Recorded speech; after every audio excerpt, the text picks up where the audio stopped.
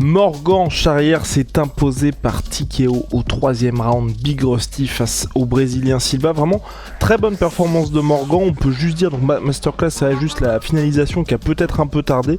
Mais sinon, combat dominé de bout en bout pour Morgan, contrairement au dernier où c'est vrai qu'il y avait eu la finalisation, mais ça avait commencé d'une manière un petit peu compliquée. Là, franchement, performance hyper aboutie de sa part.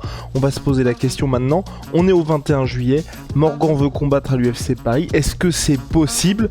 Mais en tout cas là, toutes les cases sont cochées. Les cases qui devaient être cochées sont cochées. Big Rusty générique. Soit.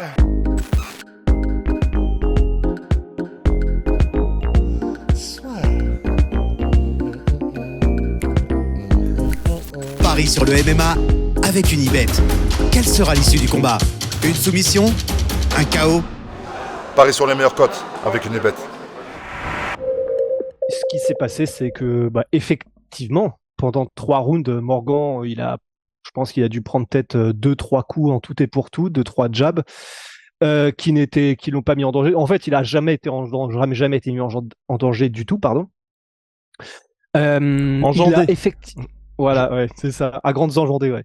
Mais donc, il n'a pas été mis en difficulté du tout. Il a effectivement dominé son adversaire. Après, c'est un Français, c'est notre gars, donc de toute façon, évidemment qu'on est full team Morgan et qu'on espère qu'il ira à l'UFC Paris. Mais après, je l'ai quand même trouvé. On sait que c'est un peu le défaut de ses qualités, mais c'est qu'il a été encore, je trouve, un peu attentiste.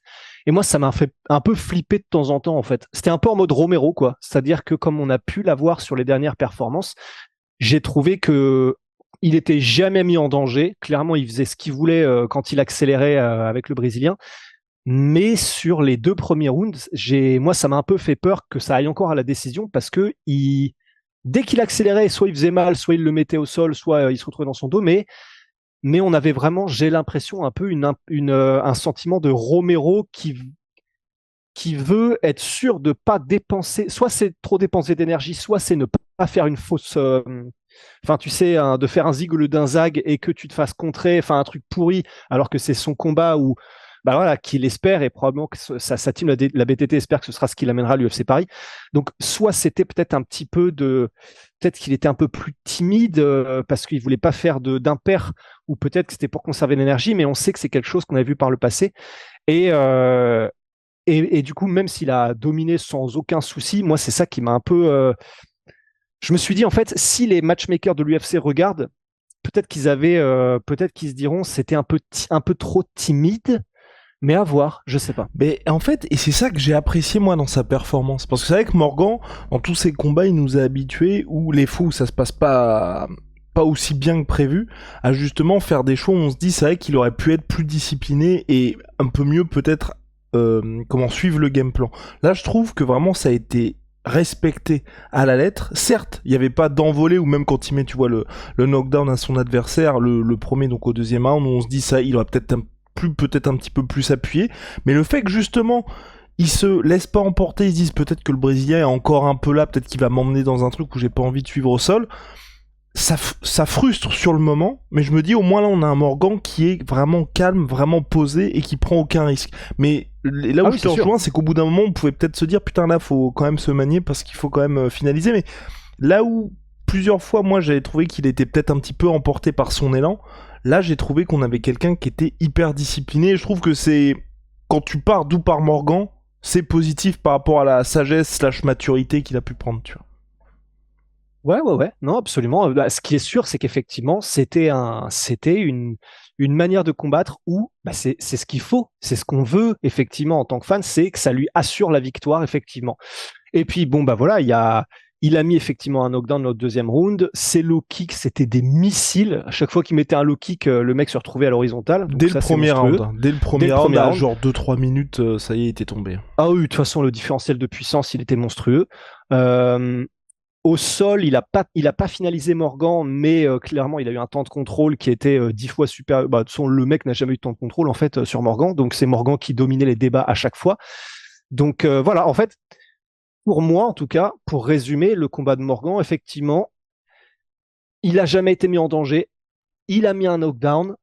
Il a montré qu'il était meilleur dans tous les domaines. mais j'ai juste peur que peut-être aux yeux des matchmakers de l'UFC, qu'il n'y ait pas ce petit côté rouleau compresseur un peu plus actif face à un adversaire qui ça leur tape à l'œil direct. C'est ça, face à un adversaire où il n'y avait pas beaucoup de répondants. C'est vrai qu'on se dit il aurait peut-être pu terminer un petit peu plus rapidement, même si c'est vrai que c'était un combat à sens unique comme tu l'as dit. Est-ce que ça suffit pour l'UFC Paris ? Honnêtement, je ne pense pas, parce que c'est vrai que l'UFC, ils ont signé déjà beaucoup de Français. Il y en a plus que l'année dernière sur la carte de l'UFC Paris.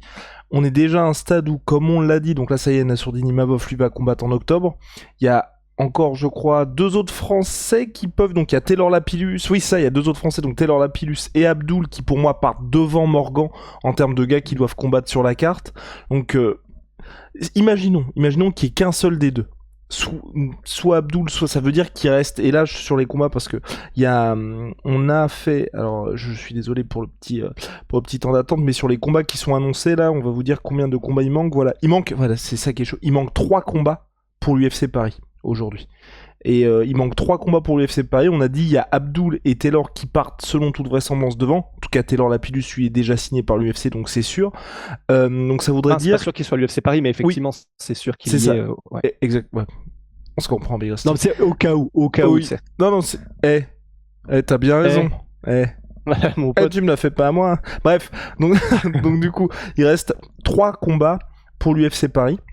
Abdul et Taylor qui partent selon toute vraisemblance devant Morgan, et peut-être Morgan Charr. Ça m'étonnera en fait que l'UFC ils se disent, au regard de l'événement qui est déjà vendu, au regard de l'annonce de Yanis Guémori qui a eu lieu hier pour sa signature à l'UFC et sa présence à l'UFC Paris, qui se disent on va mettre Morgan en plus. Je pense que c'est un petit peu short, et voilà. Ouais, non, c'est sûr. Mais c'est fou parce que là, c'est 3 derniers combats qui restent, mais vraiment, j'ai l'impression d'être dans Koh-Lanta, quoi. J'ai l'impression que, tu sais, c'est vraiment un délire de... t'attends nerveusement en tronchant les ongles la prochaine annonce, et il y en a un qui va rester sur le poteau. Enfin, c'est un peu stressant, ces histoires-là. Plus que ça devrait l'être, quoi. Et sachant qu'il y a Oumar aussi. Hein. Oumar aussi. Bah, de toute façon, mais on était... moi, je pensais même pas. Enfin, je pensais qu'il était. Je pensais pas qu'il était encore dans la course. Je savais que moi, là où j'en étais resté pour Oumar, c'est que moi, après son combat au KSW, ouais, il avait eu, il y avait une rumeur qui disait qu'il avait une promesse d'être signé ou quoi que ce soit. Mais comme personne n'en parlait, pour moi, c'était en mode, soit il signera plus tard à l'UFC ou je sais pas, mais. Moi, je crois qu'il va pas recombattre au KSW. J'ai peur de dire des bêtises, mais en tout cas que l'aventure KSW touche à sa fin pour Oumar, et que selon toute vraisemblance, va y avoir l'UFC bientôt, tu vois. Parce que UFC bientôt, pour moi, c'était effectivement une certitude, d'autant plus qu'il en est heavyweight. Mais UFC Paris, ouais, tu vois, pour te dire, UFC Paris, là, c'est la première fois que ça me vient l'idée. Ah oui, non, je suis pas du tout sûr, mais c'est juste pour vous dire que potentiellement, oui, en fait, c'était plus... C'est ça, c'était plus par rapport à Morgan. Là, je pense que ça fait un peu short. Je pense aussi que la passerelle existe toujours, bien évidemment, entre Cage Warriors et UFC. Vous le savez, c'est l'organisation, j'ai presque envie de dire, européenne, historique pour aller à l'UFC. Mais... aujourd'hui, c'est ce qu'a dit Big Rusty dans le podcast précédemment, il était contre Silva Morgan, il n'y avait pas une ceinture en jeu, c'était un combat qui était attendu pour nous Français, mais je pense pas qu'à l'international, même là quand on voyait les chiffres, c'était pas... Enfin, il n'y avait pas une hype particulière autour de ce combat-là. Donc moi je me dis, c'est vrai que là, la performance, elle a été maîtrisée. Peut-être qu'elle va pas faire le buzz suffisant pour attiser l'attention des convoitises de l'UFC, et peut-être qu'il, malheureusement pour Morgan, faudra attendre soit le prochain title shot, soit un prochain combat contre un gros nom de la catégorie. Et je voudrais juste aussi faire un shout-out parce que les supporters français de Morgan qui étaient dans la salle là. La Marseillaise, Big Rusty. Mais tout. Les chants pour Morgan, on n'entendait que. Et en vrai, je sais pas combien il y avait de Français, il y en avait peut-être pas beaucoup, mais ils faisaient du bruit, mais comme 1000 quoi. Honnêtement, pour tous ceux qui ont fait le déplacement pour suivre Morgan, il a vraiment une fanbase. Enfin, les gars, vous êtes des monstres. Hein. Vous mettiez l'ambiance à vous tout seul, et franchement, c'est stylé. God damn Biost, god damn. Et donc ouais, c'est classe. Et pour Morgan alors, pour la suite, moi personnellement, toi tu dirais quoi? Si c'est UFC, je suis content pour lui, mais ça me paraît assez improbable. Et Cage Warriors, je me dis, en vrai, après ce qu'il a fait aujourd'hui, même s'il y a beaucoup de monde dans cette catégorie featherweight, c'est vrai, du Cage Warriors, j'ai presque envie de dire, soit il mérite le title shot, et s'il n'y a pas title shot, tu sais, on met un espèce de truc en mode... Barreau d'honneur au KSW, Barreau d'honneur au Cage Warriors, pardon, Barreau d'honneur au Cage Warriors, et tu sais, c'est un peu, il joue son spot à l'UFC, quoi. Dans le sens dernier run, donc ils le remettent pour un title eliminator, puis un title shot. Enfin, en gros, il repart pour un run au Cage Warriors pour potentiellement. Même pas comme ça, en fait, moi j'étais plutôt dans un truc à la Paddy Pimblett où tu sais, il avait eu le titre, il perd sa ceinture, et le dernier combat qu'il fait avant d'aller à l'UFC, c'était même pas pour la ceinture, tu vois, mais on savait que plus ou moins c'était la fin de cette histoire-là avant d'aller à l'UFC, tu vois. Ouais, bah du coup, il faudrait qu'ils lui mettent ouais, c'est ça. Pour le titre ou non, mais juste un gros nom, un gros client du Cage Warriors, et comme ça, effectivement, il revalide tout d'un coup, c'est-à-dire il revalide le côté, même quand on lui met des monstres en face, il est là et il déboîte. Et puis effectivement, comme ça, on le retrouverait potentiellement, si tout va bien, sur une carte UFC peut-être, mais peut-être un peu plus tard, quoi. Ouais, et si ça se fait pas, je signe tout de suite pour la revanche contre Jordan Vucenic, qui s'est malheureusement pour nous Français imposé contre Monsieur Brice Picot, qui était l'autre Français de la carte en co-main event de ce Cage Warriors là, donc qui s'est imposé Jordan Vucenic. Vous savez que c'est celui qui avait remporté le combat hautement contesté contre Morgan Charrière lors de sa première défense de ceinture à Morgan. Les deux se sont imposés ce soir, ils étaient sur la même carte. Perso, enfin, moi ça me hype beaucoup plus qu'il fasse ça. Bah malheureusement il n'est pas champion Vucenic, mais tu vois, tu fais un combat comme ça, il y a une histoire entre les deux, c'est une revanche, et le Cage Warriors, voilà, vous vouliez faire vos débuts en France, un main event Vucenic Morgan Charrière, même si c'est pas pour la ceinture, je pense que tout le monde s'en fout, ça remplit quand même la salle. Ouais, grave. Ouais, franchement, ouais, potentiellement. Et ben voilà, rendez-vous d'ici quelques semaines, quelques mois à Paris pour Vucenic Morgan Charrière volume 2. Peut-être à l'UFC. Allez, salut Big Hostie. Non, attends. Et shout-out à Mass Protein. Et puis, attends, c'est quand même bien le moment aussi de shout-out aussi le King Mogo. Je suis un malade. T'es un ouf. Je suis un fou furieux, oui, parce que les gars, je suis un malade. On a un savon avec... Ouais, bah c'est parti, je vais parler tout seul pendant que Big Hostie part.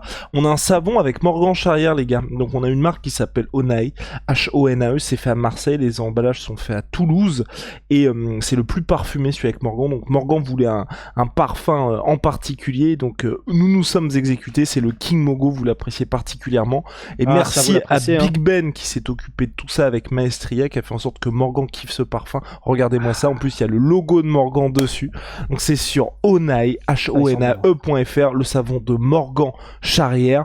Donc voilà, si ça vous dit, tentez l'expérience, parce que vous ne serez pas déçus. En tout cas, c'est vrai que pour la jante féminine, c'est celle qu'elle préfère. Je dis ça, je dis rien, les gars.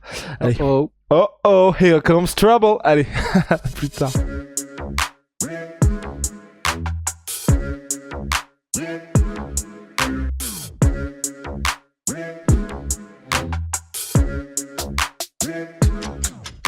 I'm fucking coming for you!